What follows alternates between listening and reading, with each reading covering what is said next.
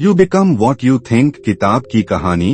सपना पूरा करना है तो अपनी सोच बदलो। यह कहानी एक व्यक्ति की है जो अपने जीवन में संघर्ष कर रहा था और सफलता प्राप्त करने का सपना देखता था, लेकिन बार बार असफलताओं के कारण वह निराश हो गया था।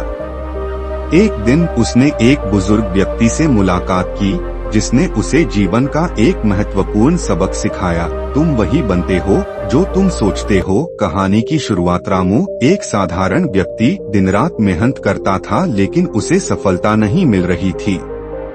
वह अपने सपनों को अधूरा मानकर हार मानने ही वाला था। एक दिन जब वह एक पार्क में बैठा हुआ अपनी तकलीफों के बारे में सोच रहा था, तभी एक बुजुर्ग व्यक्ति ने उससे पूछा, बेटा तुम इतने परेशान क्यों हो? रामू ने अपने दिल की सारी बातें उस बुजुर्ग को बता दी। बुजुर्ग ने मुस्कुराते हुए कहा, क्या तुमने कभी सोचा है कि तुम्हारी सोच ही तुम्हारे जीवन को आकार देती है?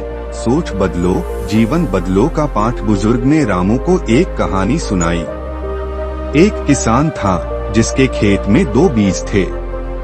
एक बीज सोचता था कि वह बड़ा पेड़ बनेगा और फल देगा, जबकि दूसरा बीज हमेशा सोचता था कि वह मिट्टी में ही खराब हो जाएगा। पहले बीज ने मेहनत की, मिट्टी को फोड़ा, पानी ग्रहण किया और धीरे धीरे एक बड़ा पेड़ बन गया। लेकिन दूसरा बीज अपनी नकारात्मक सोच के कारण मिट्टी में ही सड़ गया। फिर बुजुर्ग ने कहा, तुम्हारी सोच तुम्हारे भविष्य की दिशा तय करती है।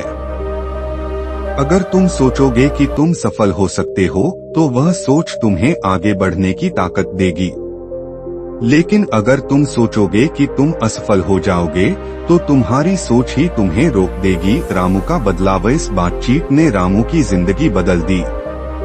उसने अपनी सोच को सकारात्मक करना शुरू कर दिया, हर असफलता को एक सबक के रूप में लिया और अपने सपनों को पूरा करने के लिए मेहनत करने लगा।